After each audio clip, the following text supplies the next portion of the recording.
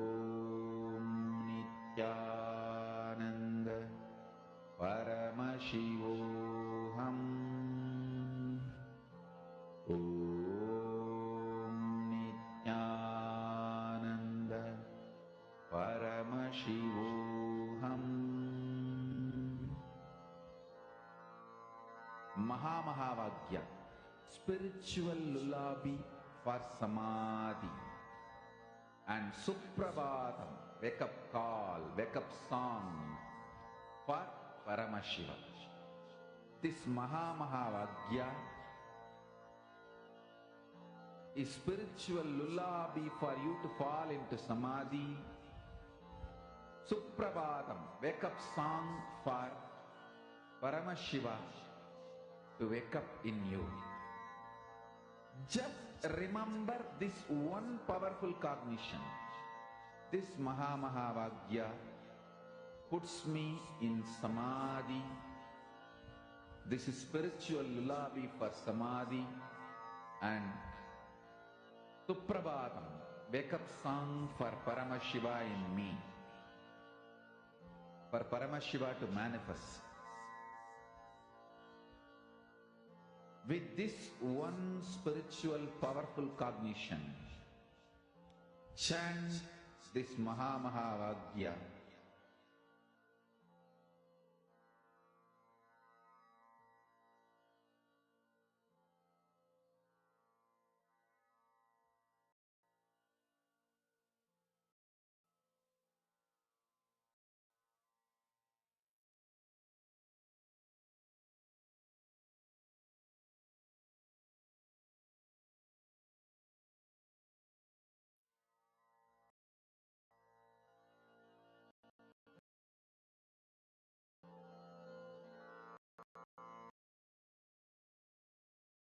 Mahamahāvāgya,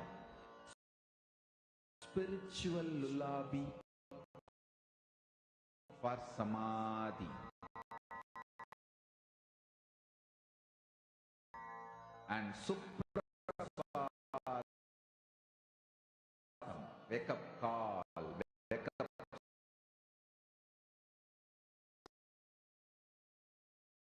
This Mahamahāvāgya.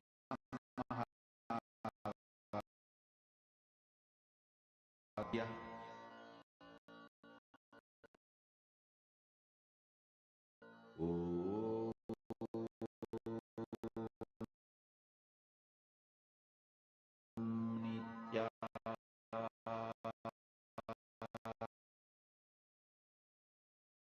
Nithyananda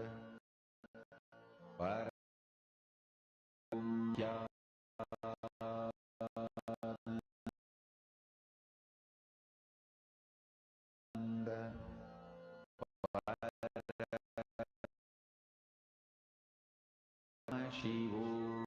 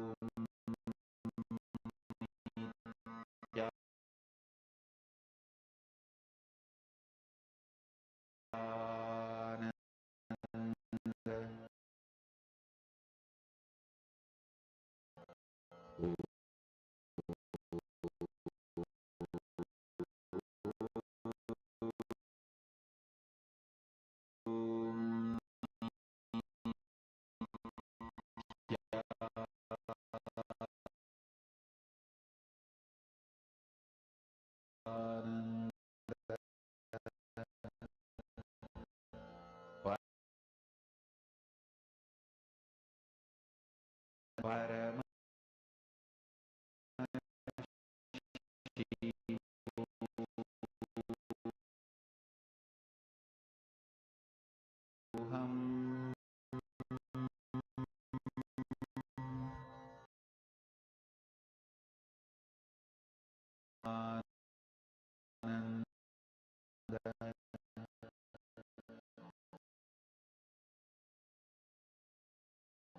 Paramashivoham.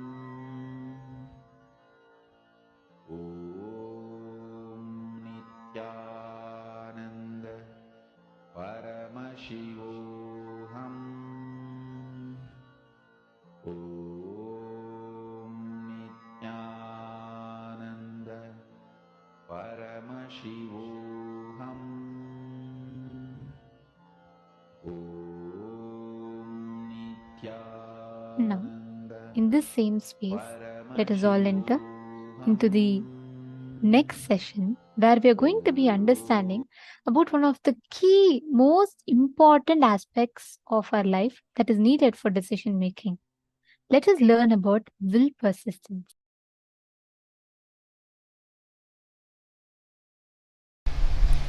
Whether the inner world success or the outer world success, whether Jivan Mukti, living enlightenment, or the outer world success, power, money, whatever you want, happens with one master key: will persistence.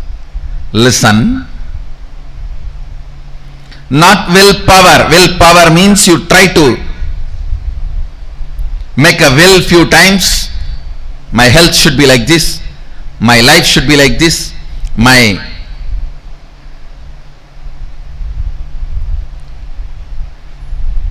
business should be like this. You make few will with the clear idea it is not going to be successful. And when that fails, you think, oh, it is not for me, this is not for me, and you collapse. That is what I call willpower. Actually, it is will arrogance. But will persistence means the number of times again and again and again your ability to create the will intensely is will persistence. Your will is made out of the material called persistence. Please understand. Water in the Ganga breaks the Himalayas not because of power but because of persistence. Not because of power but because of persistence. Whether it is the inner world, enlightenment, or outer world success like money, name and fame, power, health, relationships, whatever you want, inner world or outer world, the master key is will persistence, not willpower. Willpower will always make you feel you are a failure. Will persistence manifests the real willpower and it will make you always successful. Understand? Ganga, the water of the Ganga, neither by its power nor by the objects she carries, she opens the Himalayas. It is just by her persistence she opens Himalayas. Just by her persistence she opens Himalayas. Understand? Will persistence, not willpower. Whenever you use willpower, it has to happen. It has to happen immediately. Always you have the shade. No, if it's not, what will I? It means already you planned for failure. And when it collapses, you are confirming this willpower and all is not going to work for you. You don't have, either you don't have willpower, or you feel that will not work for you, or you will feel that is only for others, or you will feel this much only is me, it may be for others. Only when you know the science, why it works, when it works, and when it does not work. That is the only when you know when it works, when it does not work, why it works, why it does not work, you start living enlightenment. Listen carefully. Will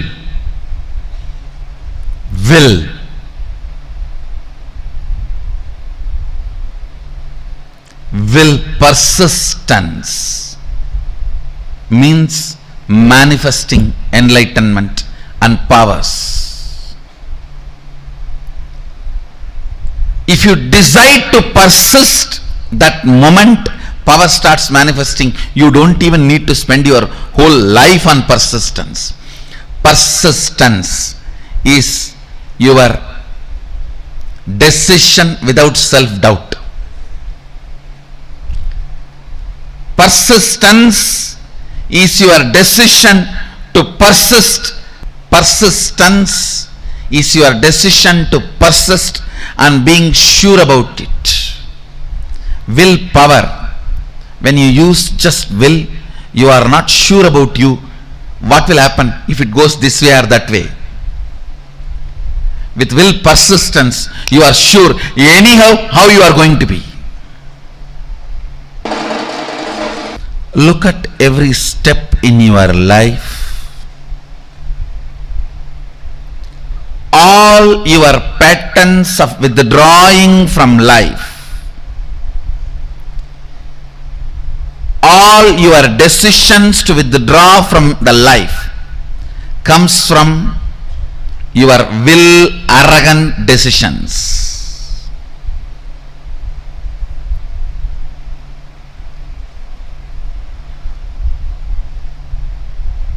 All the life involvement decisions comes from will persistence. I tell you, whether inner world or outer world, life is all about how much you are intensely getting involved. That's all.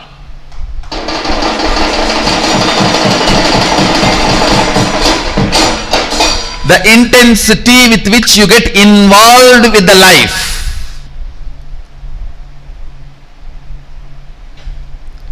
Intensity with which you get involved with the life. The more and more interaction, more and more involvement, more and more ice breaking.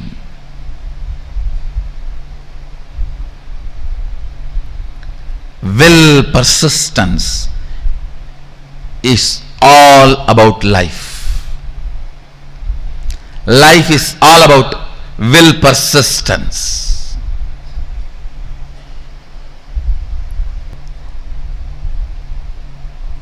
Will arrogance is failure. Will arrogance means I'll try to create a will. If it is successful, then I'll believe this philosophy. If it fails, if it does not click, then I think this philosophy is not for me, this does not work for me, or I think this does not work for anybody.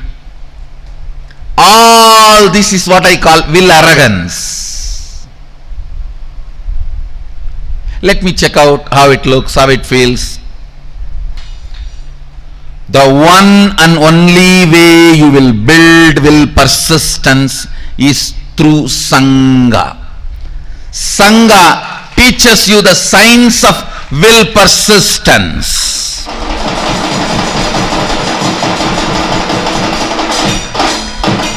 I tell you, stupid are those who say, oh, what is there in building temple outside? God is everywhere. And why do you put all your time, energy, money in all this? I tell you, when you build a temple outside, all the things required for it, creating a Sangha, creating, inspiring people, enriching, causing, everything, teaches you the science of will persistence, and you become enlightened. By the time Sadashiva sits on the temple you built outside, he already is sitting on the temple which you built inside.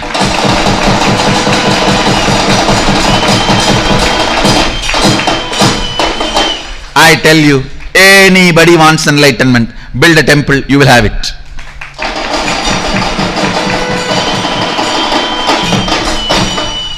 Because building temple is not a joke. You need to work with so many people. So much of involvement with life is required. And I also commit with you guys. Get involved with life. Get involved with Sangha in a very organized, systematic way. I am responsible for your enlightenment and manifesting powers. When I say I'll do it. When I say I'll do it.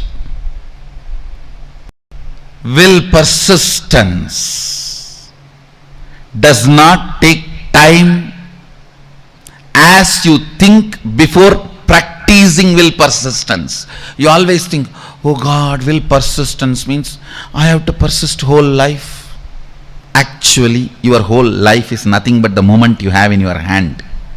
Persist in that few moments you have in your hand. That's all is required.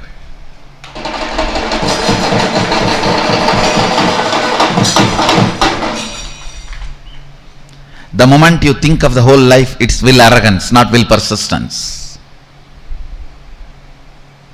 The moment you decide will persistence, simply you start manifesting Sadashiva.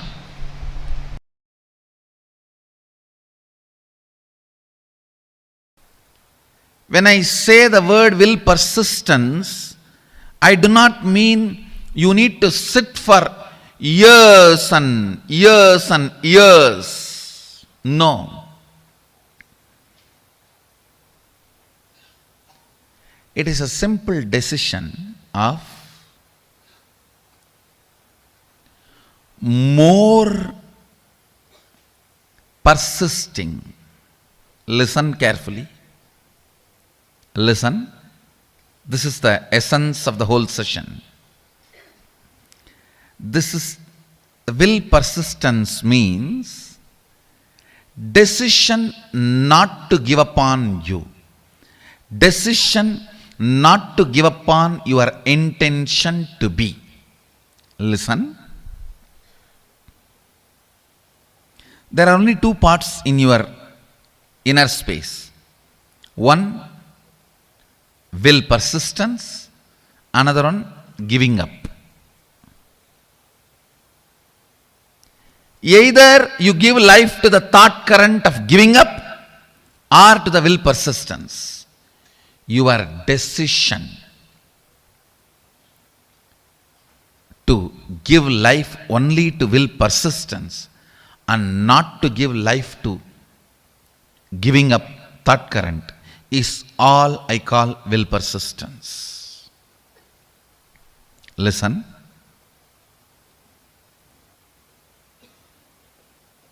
Actually, it's too easy. The truth is, it's too easy. Because you are giving life to giving up thought current, then persistence. Giving up thought current, then persistence. That is when it becomes complicated. It is like you create a terrorist group for some purpose, and then you send your army to kill them.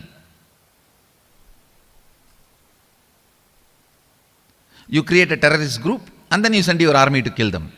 Then world will never have peace. In your inner space, you do the same political game. For right or wrong reasons. For good or bad. You support giving up pattern. You cherish sometime without even you knowing. Only when you are about to fail, collapse, you wake up, oh, not this, not this.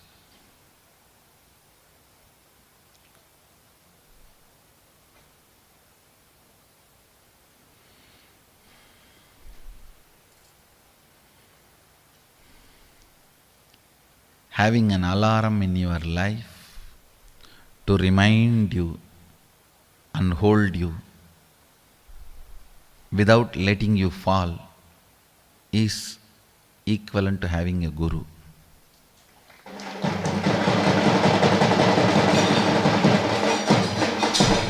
Guru is all about that only. An alarm which rings every day between 8 to 9.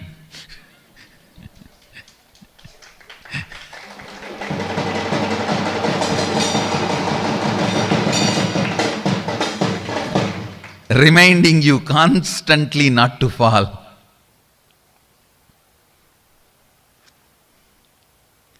An empower, will persistence, that current. You never manifest what you desire, you manifest only what you believe. If you think what you desire you are going to manifest, no, you are fool. You don't know the secret of manifestation. What you believe you are going to manifest. If you believe your willpower is never going to manifest, it is never going to manifest. Your belief, your cognition, your perception, that is only going to become reality. Understand, an important thorn in the flesh need to be removed.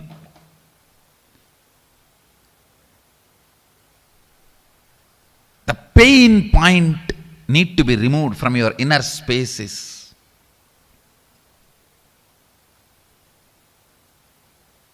Will, arrogance, failures. All your failures, whether you prayed and did not get. You see, prayer is nothing but making a will. You prayed to God something and did not get it, or you sincerely tried and did not achieve it, or you created a space and it did not become reality. All this and all the pains accumulated around this is all about will arrogance. Listen, it is all about will arrogance. All your failures, whether you failed in your own sadhana, spiritual practice, or you failed in your prayers, you failed in your efforts, you failed in situations, relationships, life, everything is will arrogance.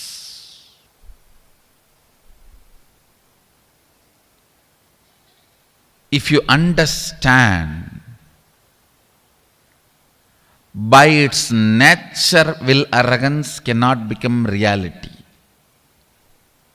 By its nature, will arrogance cannot become reality.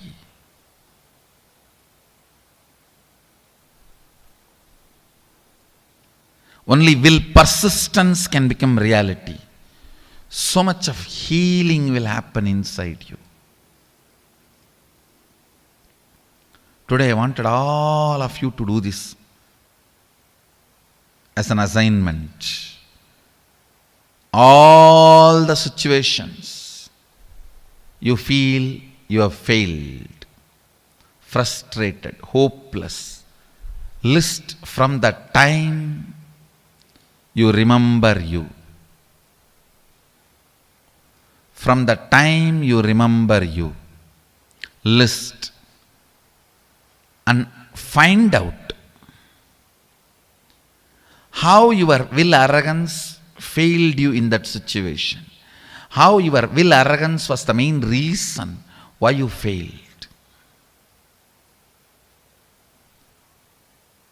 This understanding and then completing with this pattern of struggling with will arrogance and deciding to have will persistence, your will arrogance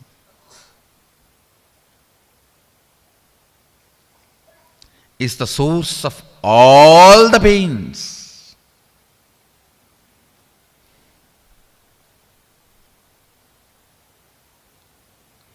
If you can internalize this one truth today,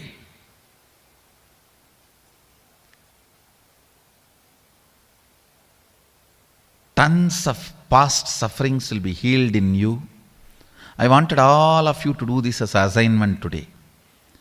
From the time you remember, you write down all the failures, frustrations, hopelessness, situations when you collapsed, when you gave up, when you felt you have not achieved what you want, you felt loss, whether it is personal, health, professional, career, life, prayers, spiritual, anywhere. Pen down all the failures and analyze each one. How the will arrogance collapses you, fails you. Will arrogance means trying half-heartedly, failing, and then blaming yourself. You can never achieve it. Trying half-heartedly, failing, and blaming yourself, you can never achieve it. Vicious circle is will arrogance. Virtuous circle is will persistence. Will persistence means deciding whatever happens, I am not going to give up till my intention to be become reality.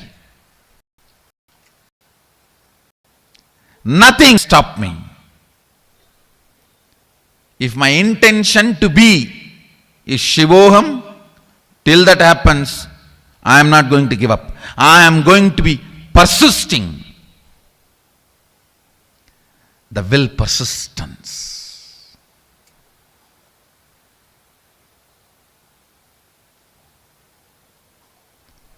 Whatever may be your intention to be, the moment you decide, will persistence,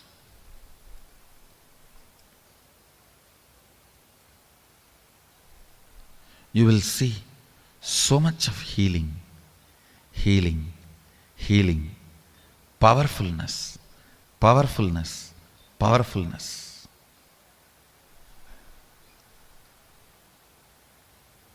Your own voice sitting inside you and constantly teasing you, pulling you down, disrespecting you, abusing you, will just melt down. You don't have any other enemy other than your own will arrogance voice from inside.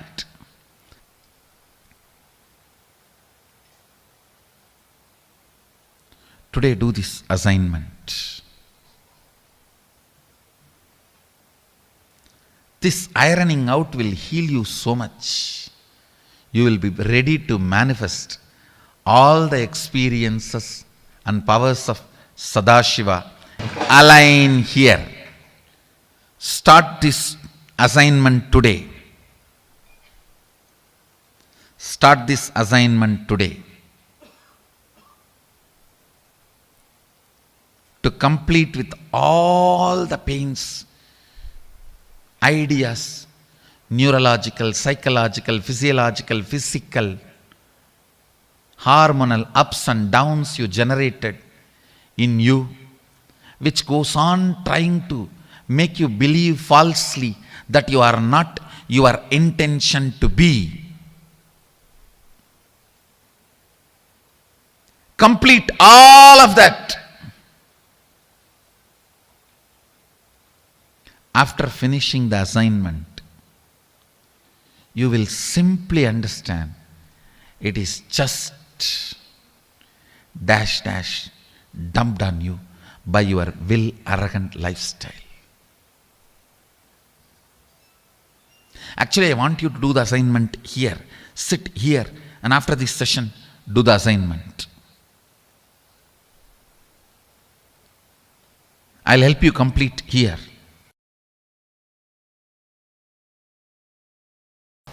bringing pure questioning back to your life, bringing seeking back to your life is what I call completion. Understand? It happens only by will persistence, not by willpower. Sometimes people come and tell me, oh, 10 years I had persistence. No, you had willpower. Persistence never brings you tiredness and boredom. You never had persistence. It was always will, arrogance fighting and failing. Will, arrogance fighting and failing. That is why you are feeling tired and bored. That is not persistence. That is will, arrogance. You need to have right idea about your past. Only then you will make right decision about your future. Many times, the tug of war which you continue to have with your will arrogance, you call it as will persistence. No. Will persistence is different. Will arrogance is different. In will arrogance, every time you only fall into powerlessness and repeat the same stupid cycle. In will persistence, every time you are one step ahead. You are one step ahead. You are one step ahead. So you will never be bored. You will never be tired. Tiredness and boredom is the quality of will arrogance, not the quality of will persistence. Will persistence never brings powerlessness about you or about others. Will arrogance always brings tiredness, anger towards you and others. Will arrogance is different. Will persistence is different. Will persistence becomes will power, not will arrogance. Will arrogance becomes only will failure. Will persistence becomes will power. Will arrogance becomes only will failure. Will persistence suddenly makes you young and you start from the beginning. Come on, start 1, 2, 3.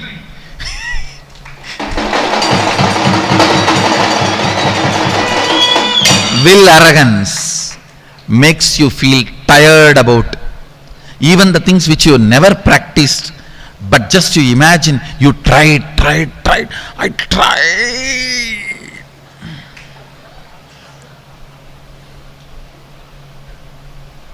It means you just need kadka pudi. I tried. It is not coming. Will arrogance is different. Will persistence is different. Persist.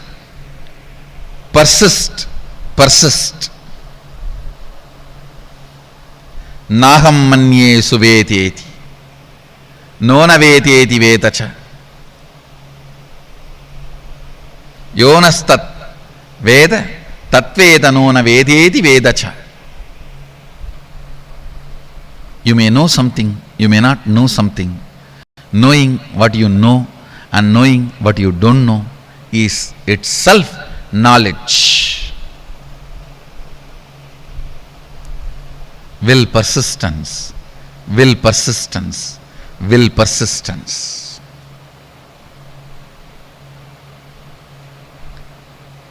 Nothing else need to be done in the world. Just the will persistence will awaken you to you, will raise you to you, will make you realize you to you. Naham manye suvedeti nona vedeti vedacha yonastat vedatat veda nona vedeti vedacha. More and more things you embody, more and more you will know. More and more will persistence happens. More and more will arrogance gets completed. That's all is the essence of life. That's all is the essence of life.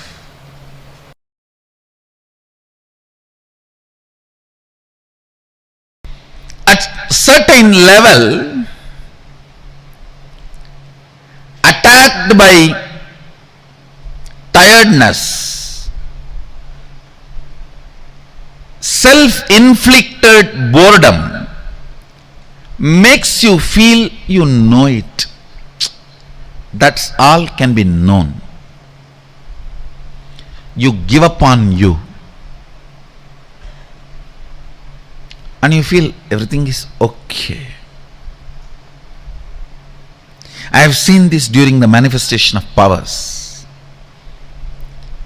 People actually fight with the so-called willpower. It is not willpower, will arrogance. If I make it now, it has to happen now. If it is not happening, then it is not for me. Leave it. Willpower. What do you think as willpower? Is nothing but will arrogance. Real willpower comes by will persistence. When you are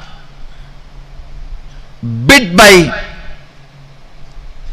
the snake called will arrogance, and that poison spreads inside you as tiredness and self-inflicted boredom. I've always seen this. When people first start seeing me, they are all excited, go gaga about all over.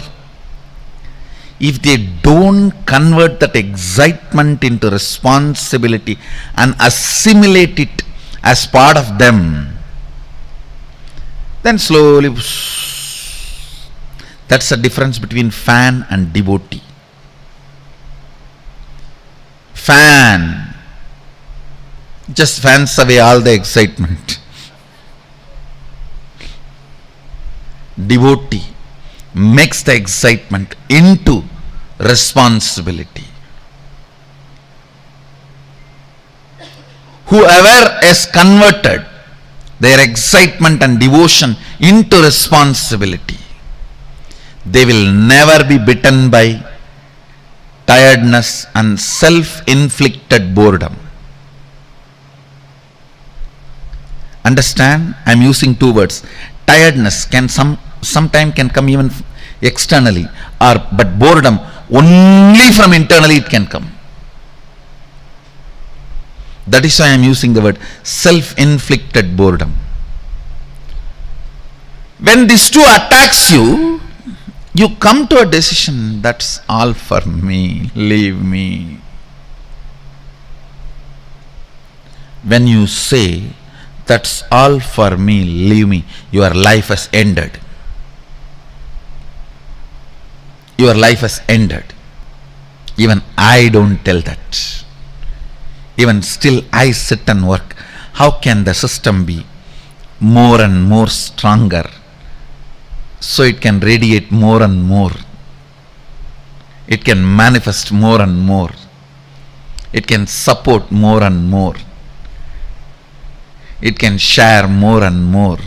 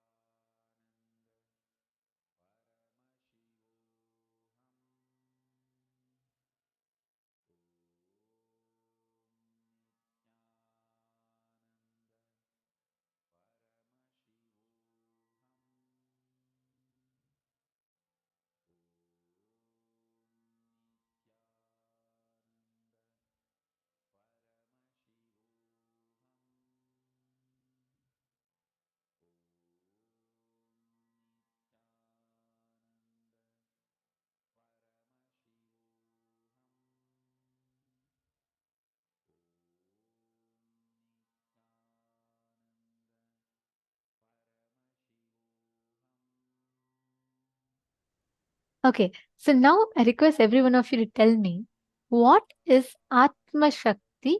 What did you understand as Atma Shakti? Come on, can I request all the participants to post whatever you understood as Atma Shakti? Can I request every one of you to post?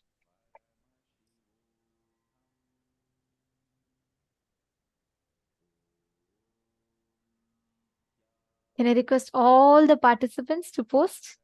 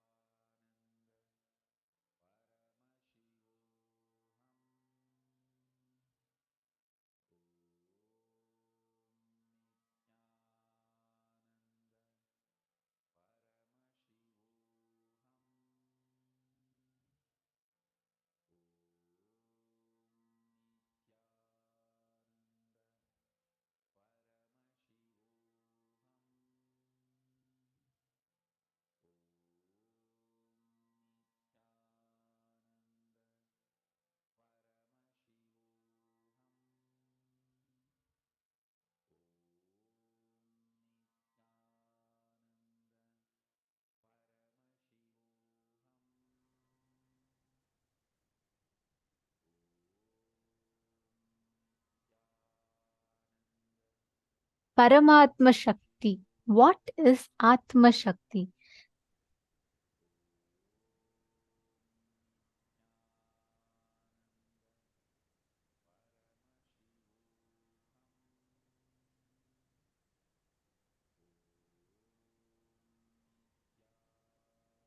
Will persistence will lead to success. Ma Jenny Tran has posted, okay. Ma Diana Caesar has posted, you know how you will have persistence when you are trying again and again with the attitude of little child in play, okay.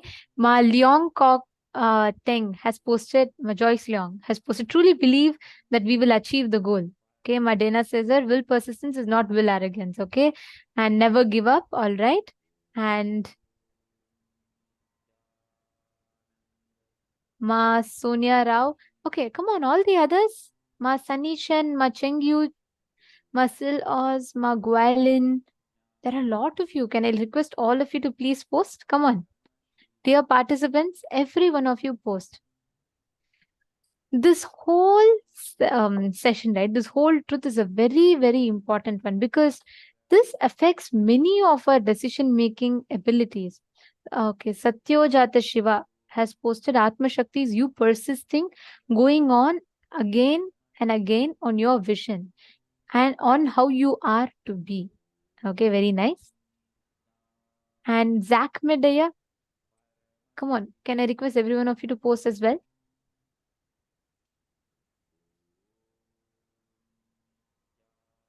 Amit Popatkaraya and Linkal Souza, Ashok Aminaya, Asimaya, I see you sitting very sincerely, actually, almost every day. I see you sit here and I see you listen to the sessions.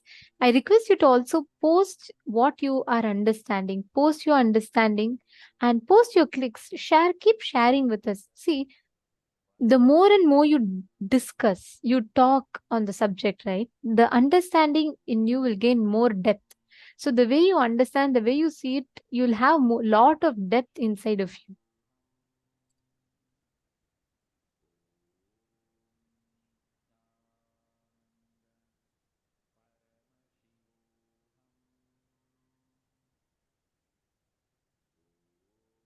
Okay.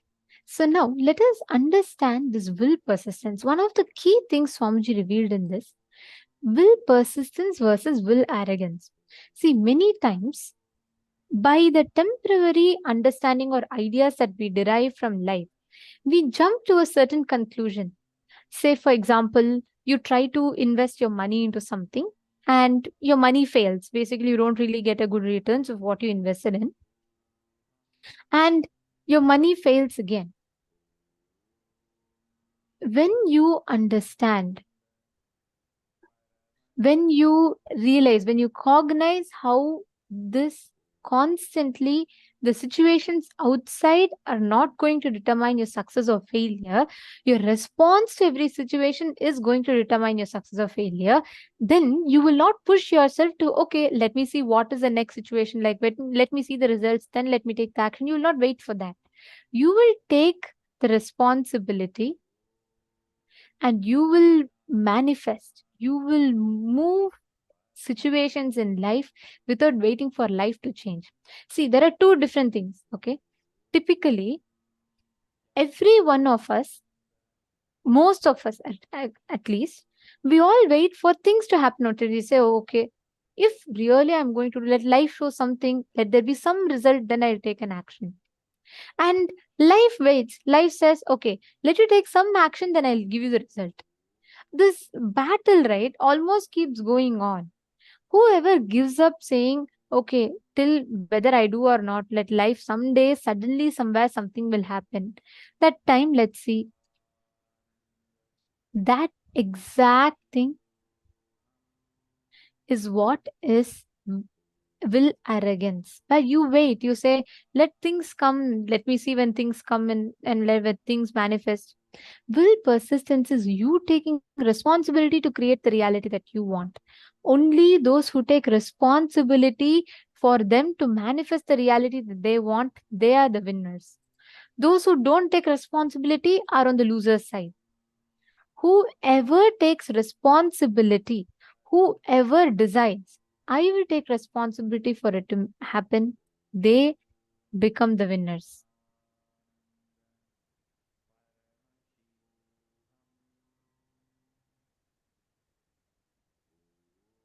Yes.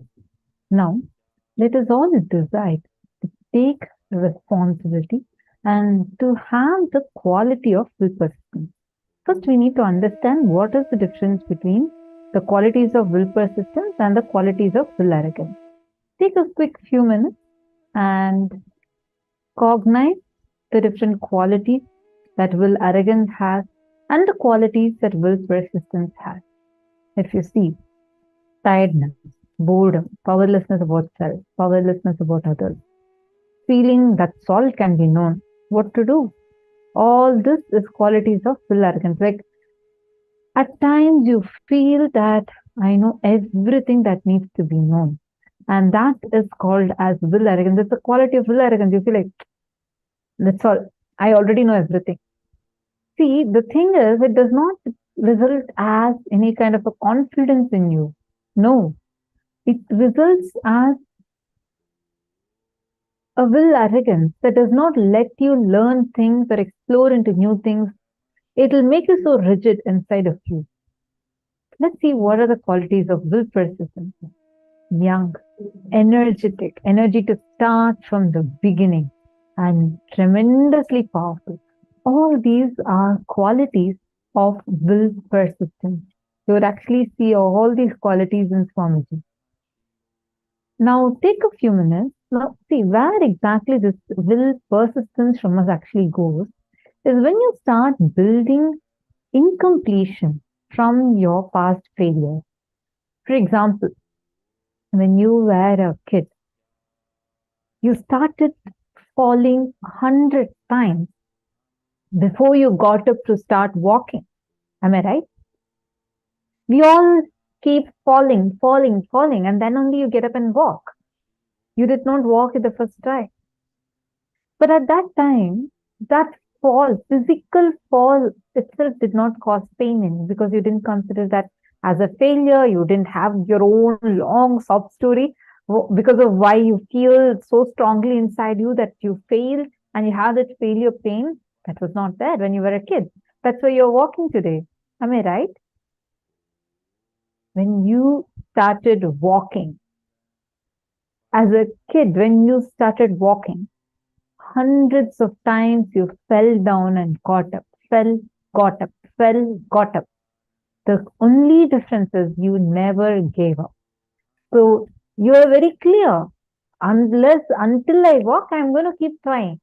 That quality is will persistence. Now, what happens by and by as that small kids started growing bigger, society's influence, you started learning, oh, this is how my mom talks, this is what my dad says. You hear all their complaints about their lives, you see their struggles, and you start believing that failure pain is legit. You start holding on to something that you call as a failure, hold on to the pain of the failure, and hold on to all the incidents. So the next time you want to try something, you don't even have the energy to try it. You're already tired, you're bored, you're frustrated, given up. That's it. That is where the will arrogance starts. How many of you are understanding this? How many of you are able to see this in your life? Where you can very clearly see, yes, this is how I'm struggling with will arrogance. I understand better. Thank you. Glad to know that, Madena. Sorry, I also want to apologize to you. The other day, I read your name. I thought it was someone else, and that's what I had told in the other darshan that day, saying about that, this 2-3 seasons you've been attending, because I know you've been connected to Swamiji for a long time. So I just wanted to correct myself. A few days ago, I read your thing and I had mentioned that. Actually, if you just understand how many times we take one action. Swamiji explains this very beautifully, right? Once one of the Adinavasis had gone to Swamiji and she said about how she feels like, she's a failure and things are not happening. And Swamiji looked at her and in a very ferocious tone, Swamiji said, failure is not cute. Because the moment you label something as failure, right, that means you have decided to stop taking responsibility for the situation in front of you. What's the difference between success and failure? For a person who wants to be successful, for him, even if there are misses, it's an attempt, not a failure. The moment you stop attempting, the moment you stop trying, that is when it becomes a failure. See, let's say as a child, I'll go back to that example. As a child, you tried standing up. Yes, every one of you crawled. Every one of us fell. We kept falling. Is there anyone here as a child who's never fallen? No, right? Every one of us have fallen. And we tried standing up. Finally, somehow we managed to stand up and start walking. Correct? Now, are you going to call the 100 times that you fell as failure? No, nobody tells, oh, I failed to stand up when I was a child. No. You say you attempted, you kept trying. It's an attempt because you didn't label it as failure and you didn't say, fortunately, no child has a concept of failure. After that, what happens is society imposes this concept of failure into us. What do we say? We stand up, we try. That's what we say as a child. Now, even once when you try the second time, if it does not happen, we say, oh my God, I have failed. This concept this of work failure. for me. I'm very sure this is not going to work out for me. This is not my strength. This is not an area that I have some strength in. These are all the kind of statements we start uttering. Am I right? Ma Libo Sun Libo. Nice to see you here. Are you understanding? Ma Sun Libo and all the Sarvanyapita Yajaman, Sarvanyapita Karta, Sarvanyapita Karta manifestors. I request you all also to please interact. You all can post in the chat. All right. See, are all the male participants also understanding this?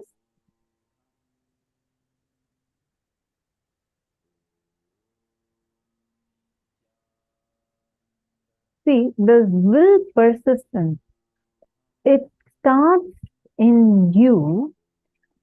It is actually there in you. It's your very innate quality, but it stops in you and starts becoming will arrogance from the time you started remembering your past failure as pains, and that those pains are there sitting inside of you. They're suffocating you. You're struggling with those, and they make you feel that it's impossible. Things are not possible for me. Things will not work out for me. Oh, I have tried my business so many times. I tried it 10 times. But when you were a child, you did not see that statement. You never said 10 times I tried walking. This walking does not work for me. It works for everyone else but me. You didn't decide that. You kept trying. You are having will persistence in you. Swamiji told me once, that failure, there is nothing called failure. Failure is nothing but you giving up and declaring it as a failure. You declare it as a failure. There is nothing called failure. All failures are only a path to success. You go on working for excellence, success will simply happen, and all the failures you are crossing during that phase is just you're crossing those failures just in your path, but it is not a state. You decide to give up out of your laziness or arrogance.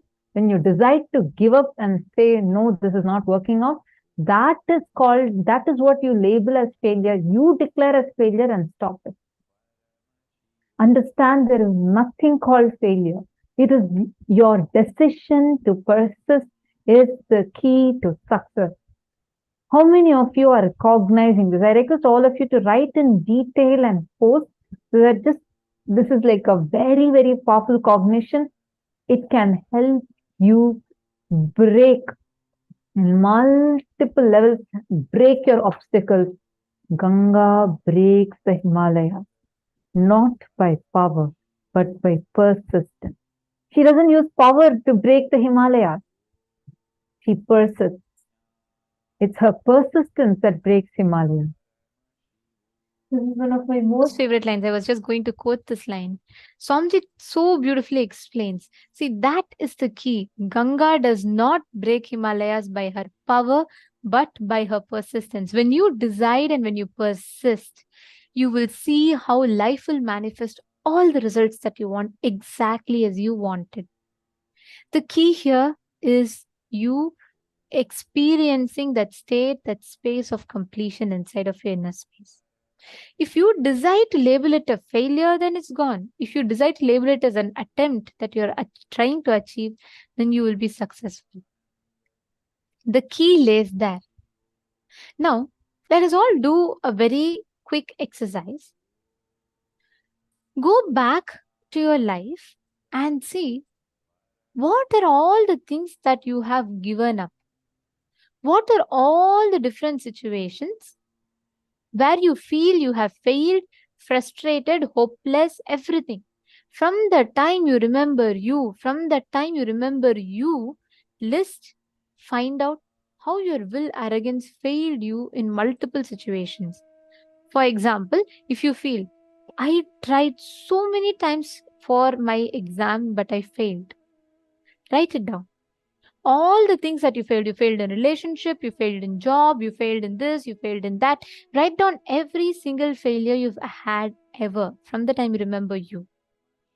I request everyone to do this. It's a very, very powerful exercise. Please write it down. And if any of you have questions, please let me know. Please post it in the chat. We will address your question.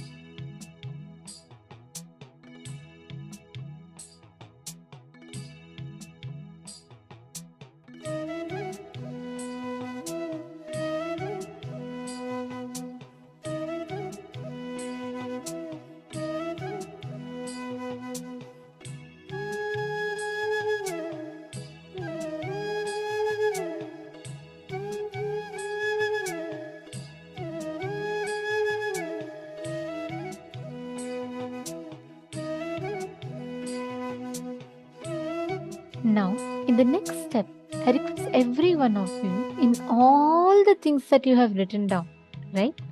In each and every single thing that you have written down, the moments that you have labeled as failure, the moments that you have labeled as unsuccessful, look in and complete why you failed where you failed. Sit and complete with that pattern of struggling, the will arrogance. And now, consciously go back. Once you complete with each of them, make a decision to work only with will persistence. Sit with that decision. Only with will persistence, you're going to take the decision, not with will arrogance. Just revisit those incidents and look in and complete with them.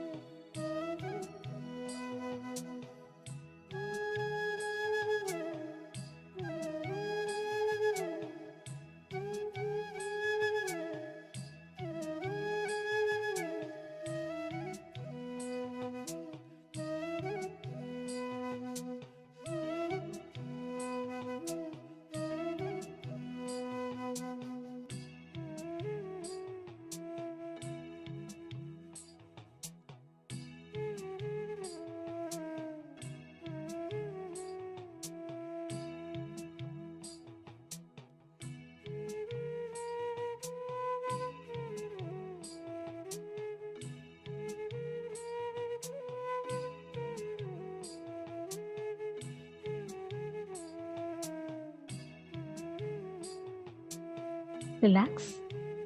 Slowly. Please settle down. See, understand, every single time that you're going to decide and every single time that you're going to, you feel that you have failed, you just need to be aware of this one thing. Are you deciding from will arrogance or are you deciding from will persistence? That is the only thing that matters. Is it will arrogance or is it will persistence?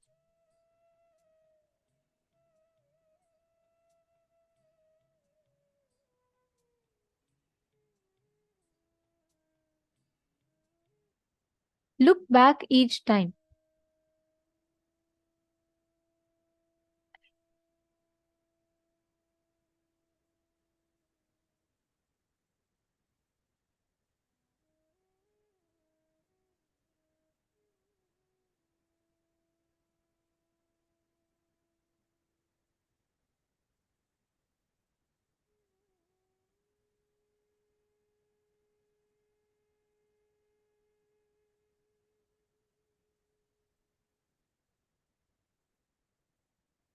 Okay. See, understand. Now, every single decision you make in your life, this is the key.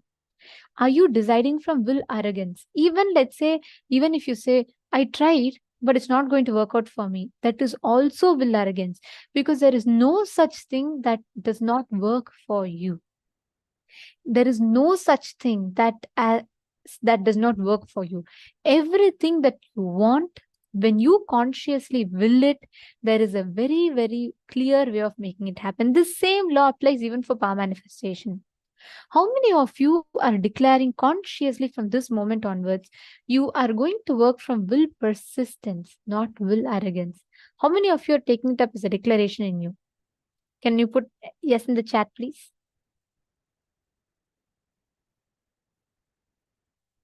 Wonderful. Now listen very carefully. Every time you're manifesting powers, apply the same principle, will persistence. With will persistence, you can make it happen. You have a way to make it happen. Drop that will arrogance and work with will persistence. You will see how just by your conscious will, you can make it happen. Now sit and let us do the same thing. See, one cycle is 42 minutes, all right? So you're going to be doing one half a cycle, which is 21 minutes of altering this. So it may take up to 42 minutes and that's totally fine. It is okay, but do this at least once completely. Pick up a place and make sure already that forecast is not predicting sun or rain or whatever you want to bring in there, and alter the temperature, increase it but by at least 2-3 degrees. Please chant the Mahavakya. I request every one of you to do this. Please head to accuweather.com. Nithyananda Paramashivam. Om Nithyananda Paramashivam. Om Nithyananda Paramashivam. Om Nithyananda Paramashivam. Om Nithyananda Paramashivam. Om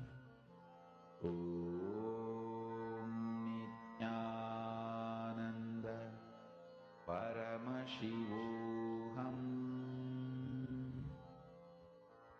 Om Nithyananda Paramashivam. Om Nithyananda Paramashivam. Om Nithyananda Paramashivam. Om Nithyananda Paramashivam.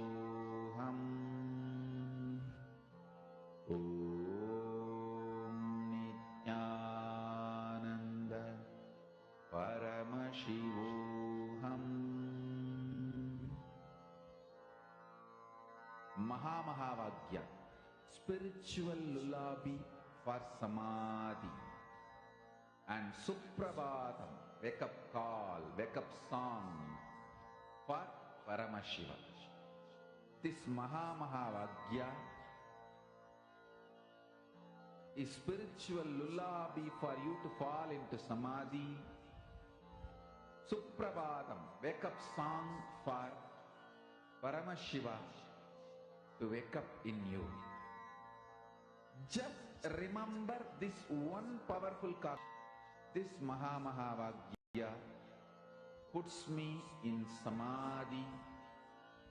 This is spiritual lullaby for Samadhi. And Suprabhatam, wake up song for Paramashiva in me. For Paramashiva to manifest. With this one spiritual powerful cognition, chant this Mahavagya.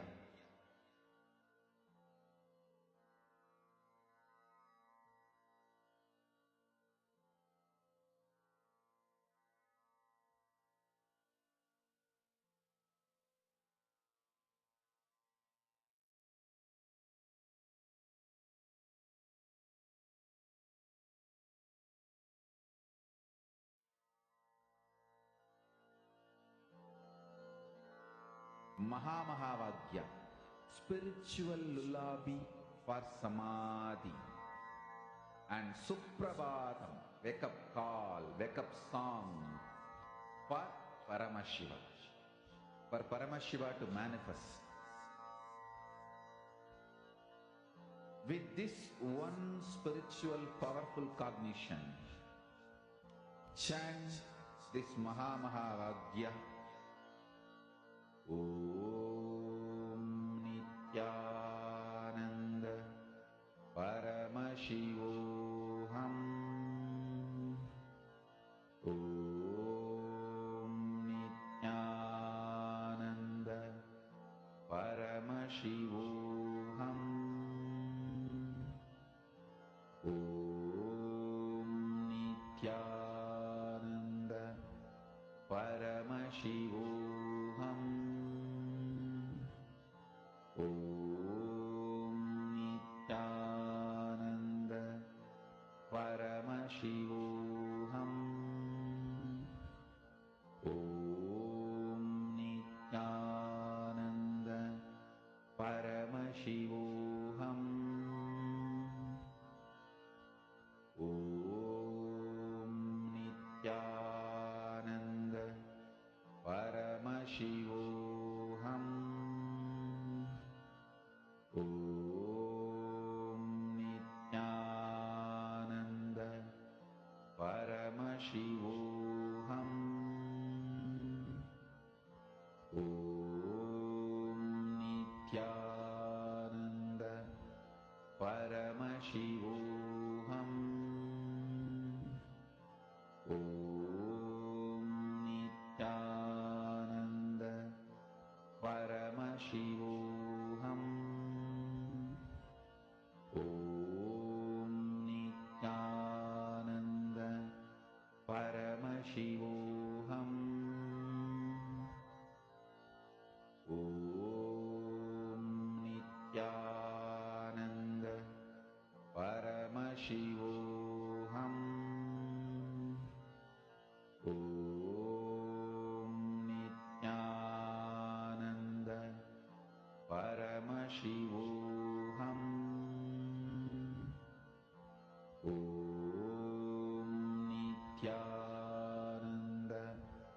Paramashivam. Om Nithyananda Paramashivam. Om